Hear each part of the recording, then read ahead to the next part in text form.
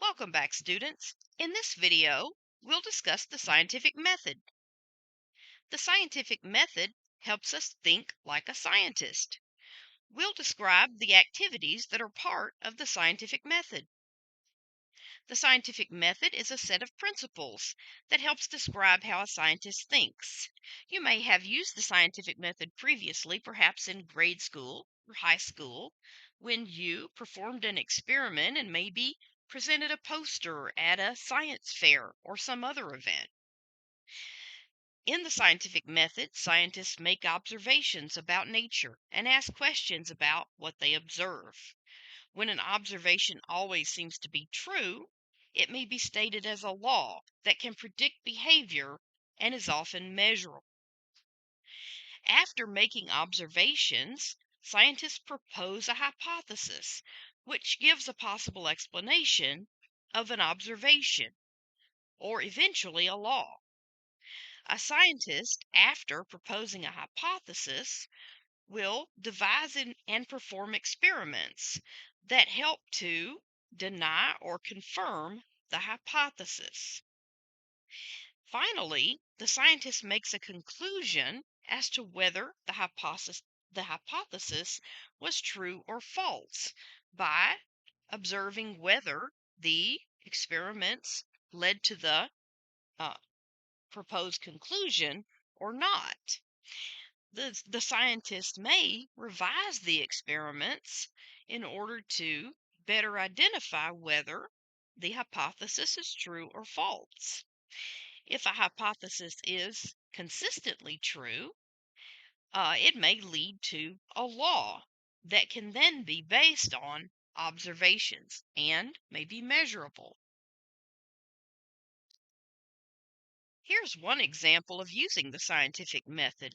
Suppose you visit a friend in her home, and soon after you arrive, you begin to sneeze. You observe that your friend has a new cat. You ask yourself why you're sneezing and form a hypothesis that you're allergic to cats. You perform experiments to test your hypothesis by visiting other friends with cats. If you sneeze after leaving the other friends' homes, you reach the conclusion that your hypothesis is correct. Through your observations, you may determine that you're allergic to cat hair and dander. The scientific method helps us develop conclusions by using observations, hypotheses, and experiments. The hypothesis will be modified if the results of the experiments do not support it. First, we make an observation, then we develop a hypothesis. We test that hypothesis through experiments. We revise the experiments and test our hypothesis again. And finally, we can reach a conclusion that may lead to a theory, or in the case of many observations leading to the same conclusion, we may identify a law. Let's have a learning check. Identify each of the following as an observation, a hypothesis, an experiment, or a conclusion. During your visit to the gym, your trainer records that you ran for 25 minutes on the treadmill. Or, scientific studies show that exercising lowers blood pressure. Your doctor thinks that your weight loss is due to increased exercise.